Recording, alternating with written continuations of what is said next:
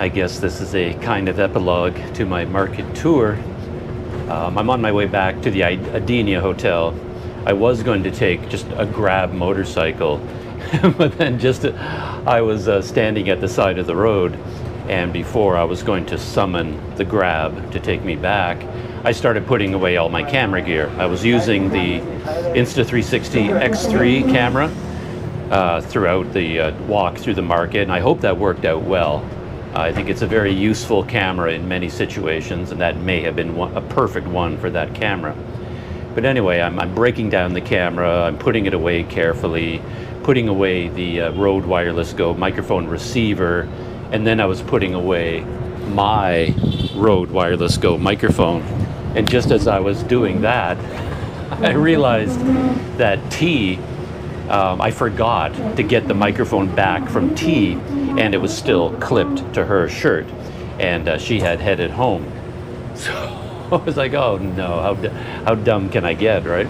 So I sent her a quick message saying, yikes, I forgot to get my microphone from you, and I was hoping to catch up with her, and then, because she was walking back to her house, I was going to catch up with her and then get the microphone from her.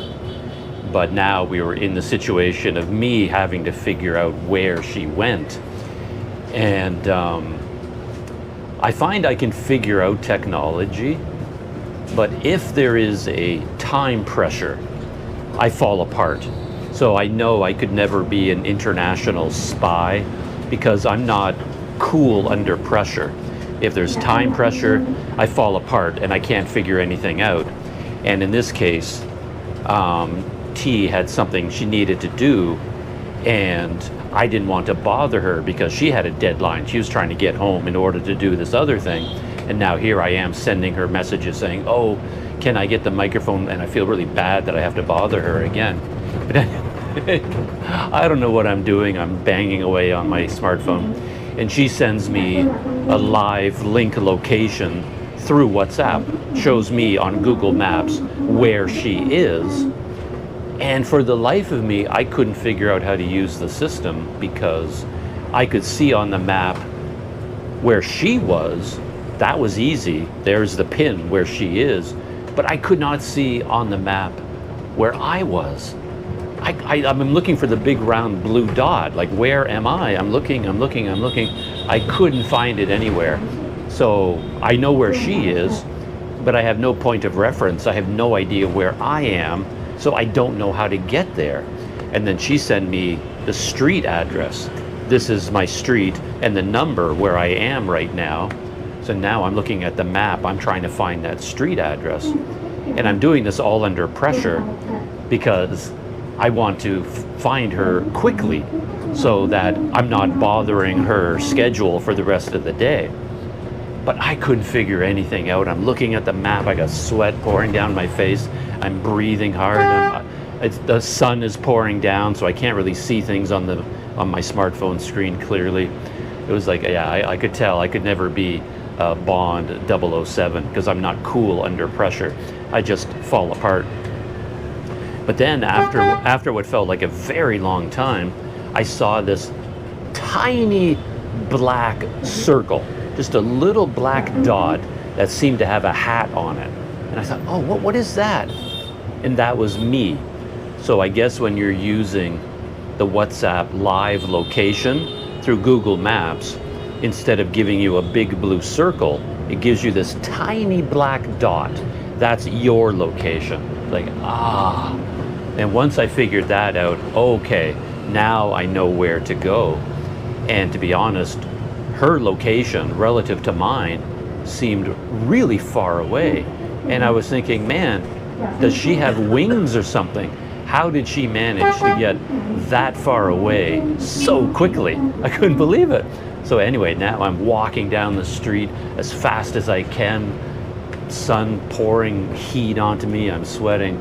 Anyway, I finally got to where she was, and I got the microphone back from her. It was like, oh, what a way to end our market tour. It was like a total Planet Doug experience, really. While I was with T in the market, having lunch, everything went smoothly. Everything was perfect. She had everything under control.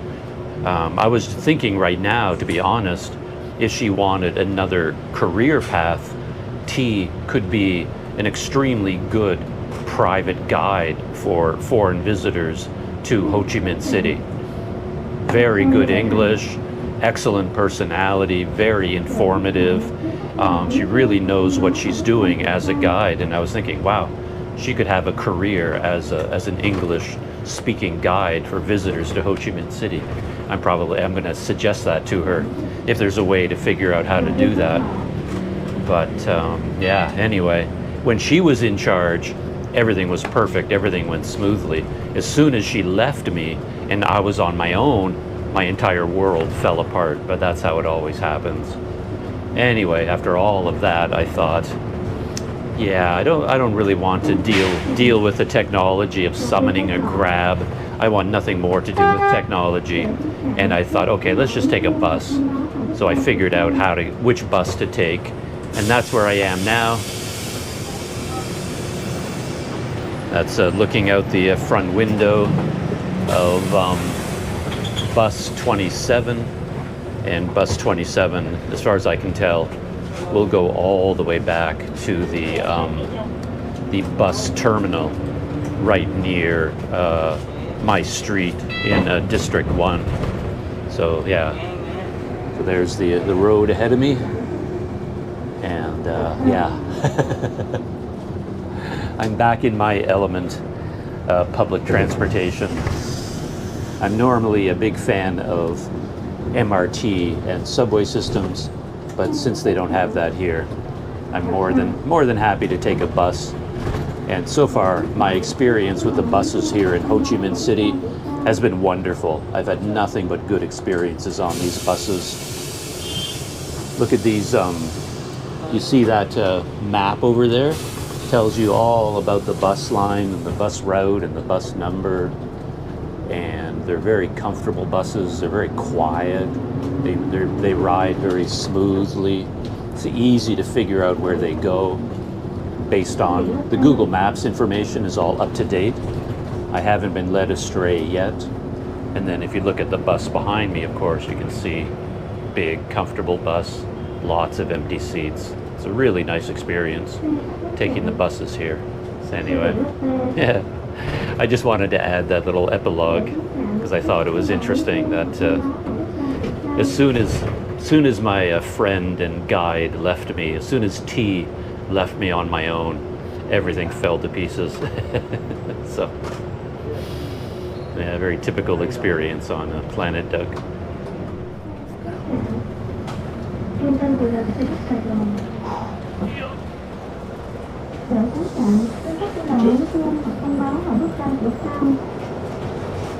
Okay, we just arrived inside the bus station, bus terminal, right near where my hotel is located. I've never actually taken a bus all the way to this point before. I've always gotten out before they turned into this place, so this is sort of a new experience to come in here. For the longest time, I didn't even know this place existed. But yeah, as you see, there's like yeah, it's a bus terminal. They all stop here and then drop people off, pick them up, go out in a circle, I guess. I wasn't even sure if people were allowed to come in here to get on the buses, but apparently you can. At least you can get off the buses here. I'm not sure how you exit. Maybe you have to go in this direction. Or can you go out any direction at all? But yeah, so here's the bus terminal. Gonna find my way out. Final piece of the epilogue. I'm back on my street. You can tell I'm back on my street because you're passing all of these tourism places by all of your city tours. No, Monkey Island and Coochie Tunnels and floating markets, all those things. Vung Tau, all that sort of stuff. No, thank you. Okay. I always feel bad. Everybody keeps trying to sell me sunglasses, but I'm not in the market for them. I always have to say no. Same thing for the sandal repair service they keep offering. The one fly in my ointment in terms of the location of this hotel, it's a very small thing, but it's right beside a Circle K convenience store. But for some bizarre reason, they have a drinks cupboard, or what do you call that, a refrigerator there for all their cold drinks. But it doesn't actually keep any of it cold. About 2 blocks away, there's a 7-Eleven that has a really nice refrigerator, and everything is ice cold. And here at the Circle K, everything is lukewarm. So it's not very satisfying. So I always end up having to walk 2 blocks in order to get a cold drink. I feel like a cold drink right now.